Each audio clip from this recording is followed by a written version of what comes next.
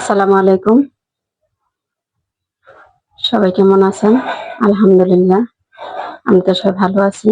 তো আজকে আমি আরেকটা রেসিপি নিয়ে আসলাম, ইলিশ মাছ, সাজনা, আলু, বেগুন আর হলো সরিষা।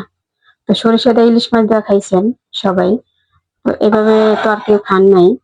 তো আমি এইভাবে আজকে পাকায় দেখাবো কেমন হয়। তো চলেন মাছটা ভাজি। তো এই যে মাছ ভাজার জন্য দিয়ে দিলাম পাতিলে। আমি এই পাতিলে তরকারি পাক করবো, এই পাতিলে আমি মাছ ভাজবো। সবসময় বড় বড় আমি এটাই করি বেশিরভাগ। কড়াইটা গরম হোক। কড়াই কিন্তু গরম হয়েছে, দিয়ে দিলাম তেল।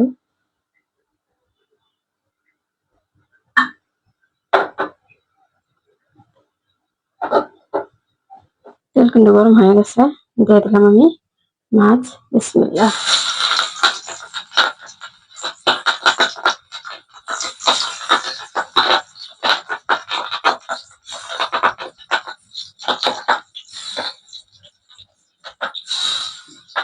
মাছ ভাজা কিন্তু হয়ে গেল, যে নামা ফেলাইছি। তারপর যে আমি দিয়ে দিলাম পেঁয়াজ। বিসমিল্লাহ।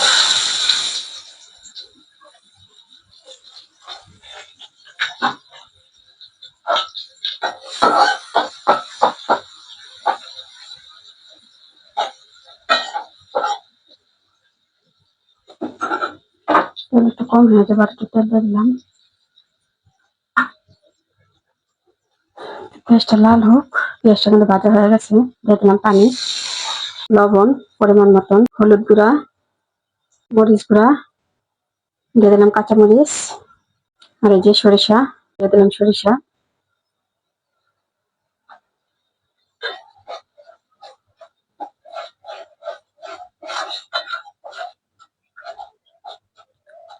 কষায় তারপরে আলু আর সাজনাটা দিয়ে দিব। মশলাটা কিন্তু কষানো হয়ে গেছে, যে তেল উঠে গেছে।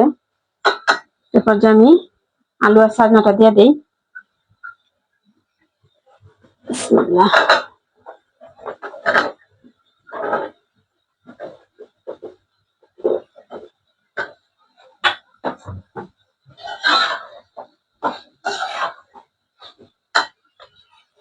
পানি দিলাম, পানিটা দিয়ে কষাই।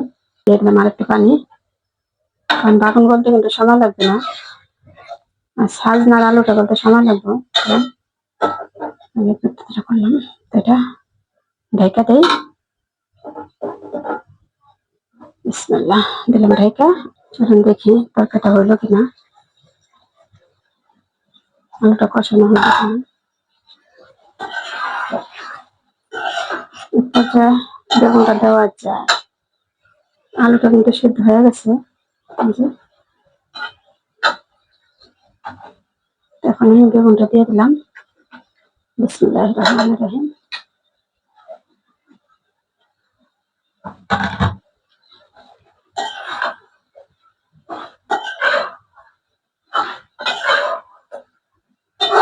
সরিষা দিয়ে এরকম তরকারি রান্না করে খায়েন, দেখেন ভালো লাগবে আশা করি। তরকারিটা কিন্তু আমার কষানো হয়ে গেছে। এরপর যে আমি দিয়ে দিলাম পানি, মৌ মৌ দিয়ে দিলাম।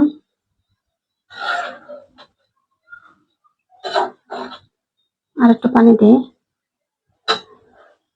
আর সবগুলো তো সেদ্ধ হয় নাই, একটু সেদ্ধ হওয়ার দরকার আছে। দিলাম। বলক আসলে মাছটা দিয়ে দিব।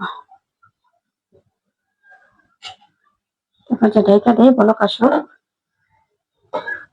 তরকারিটা বলক আসা পড়ছে। যে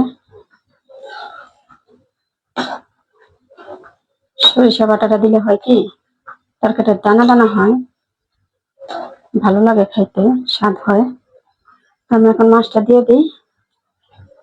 বিসমিল্লাহ। আমি একটু ঝোল রাখবো, কারণ আজকে ডাল পাক করে নিই, ঝোল তো একটু লাগবে।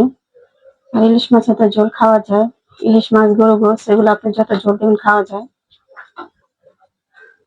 সমস্যা হয় না, ভালোই লাগে। তারপর একটু ঢেকে দেই, একটু সেদ্ধ হোক, তারপরে নামানোর সময় দেখাবো। আসেন দেখি মাছটার কি অবস্থা। তরকারিটা তরকারিটা তো মনে হয় আমার হয়ে গেছে।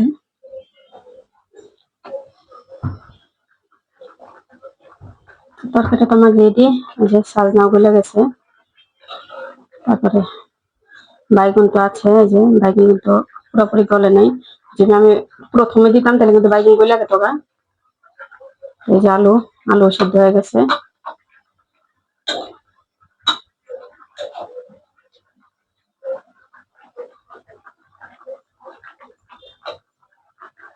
আমার রান্নাটা কেমন হলো জানাবেন। সরিষা দিয়ে আমি ইলিশ মাছ দিয়ে সবজিটা পাক করলাম। সবজি তেমন কিছু না, আলু, বেগুন, সাজনা। তো আমার তরকারিটা কেমন হইলো আমার ভালোবাসার মানুষের একটু জানাবেন। যেহেতু আপনারা আমাকে সাপোর্ট দেন, তাই আমার পাকাইতেও ভালো লাগে, পাকাই, দেখাই আপনাদের। তো কেমন হইলো জানাবেন, তারপরে বলবেন। আর যদি যদি কোনো ভাবে কোনো ইয়া হয়, ভুল হয়, সেটাও বলবেন যে আপনি এই জিনিসটা ভুল হয়েছে, এই জিনিসটা হয় নাই, সেটাও আমাকে জানাবেন। আপনারা যদি ভুল যদি আমাকে না জানান তাহলে কিন্তু আমি বুঝবো না কোনটা কি। তো এক একজনের এক এক ধরন, এক একজনে এক এক রকম রান্না করে, এক একজনে এক এক রকম ইয়া করে, আপনার আয়োজন করে। তো সেটাই। তো কেমন হলে জানাবেন, সাপোর্ট করবেন, পাশে থাকবেন। তো আজকের ভিডিও বাড়াবো না। তো সবাই ভালো থাকবেন, সুস্থ থাকবেন, লাইক, কমেন্ট, শেয়ার করবেন। আল্লাহ হাফেজ।